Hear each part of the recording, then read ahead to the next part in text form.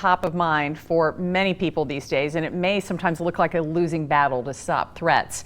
But some companies are working on solutions to protect people, especially children, from becoming victims. And joining us this morning to talk about some of the technology, David Barnes, President and CEO of Isotec Security, Mark Barclay with All Secure Group, and Steve Luce, Executive Director of the Indiana Sheriff's Association. Gentlemen, thank you so much for coming and spending some time with us, because I think, especially for parents, this is really top of mind. And here in Cincinnati, we just had an incident with a man with a gun inside the Fifth Third Center downtown. So it's good that we're all talking about these things.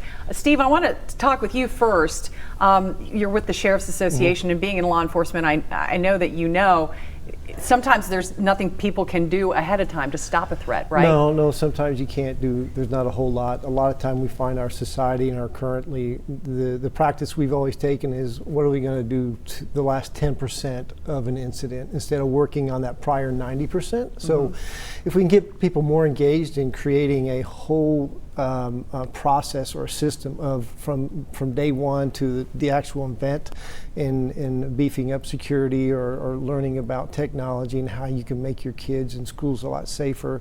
I think what we're trying to do in law enforcement is really trying to mitigate those numbers. It's hard to really stop something if you don't know what's going to happen, but if we can drop those numbers down, for example, in Parkland, Florida, 17 is a tragedy, but even one would be a tragedy. So what we're trying to do at the Indiana Sheriff's Association is weave technology and create security perimeters in schools, and also a layered fashion to where we're protecting the space for the school employees. So let's talk about some of the technology that's available now for protecting that space, as Steve said. Dave, I'll start with you. What are some ways that we can make our school buildings safer? You make your entrances smarter. You can computerize your door systems, design them and their reaction to what we would consider a unique event.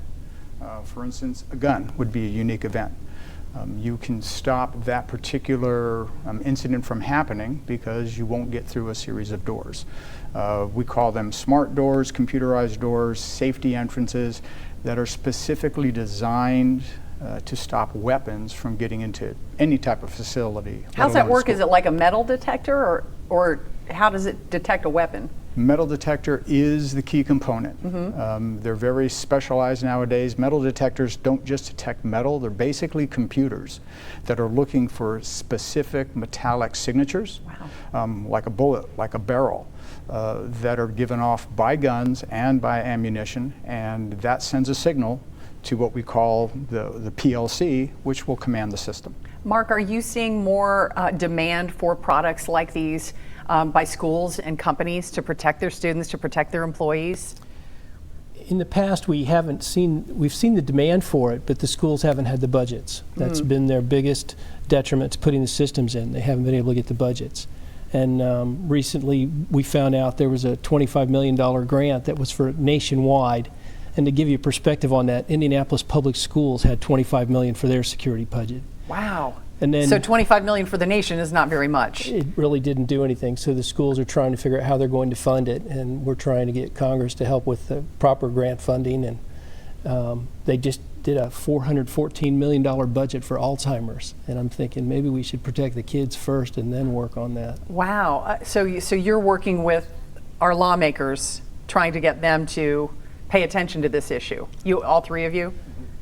Yeah, tell me what the Sheriff's Association is doing to that end, Well, Steve. the Indiana Sheriff's Association, back in 2014, we created Public Law 27, which is a piece of legislation that actually addresses school response emergency systems. Again, layering systems. But what we have been doing the last couple of years, and especially this year, is myself, along with our state president, we have made trips out to Washington, D.C. We have spoken with Vice President Pence and very key, quite a few key legislators who are on our appropriation committees, and we went in April, then we came back and went in July, and the difference we saw in 2 months is that everybody was talking about school safety.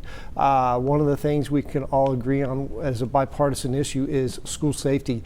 There is mental illness, there are guns, but everybody can work on school safety together. So we felt like their attitudes are in the right place when we're out there, and we don't want to make mandates. What we want to do is give the local communities the options to better themselves in school safety. Well, and now you've given the people watching information that maybe they can talk to their lawmakers about this and Absolutely. keep the issue alive. Gentlemen, thank you so much. It was really nice of you to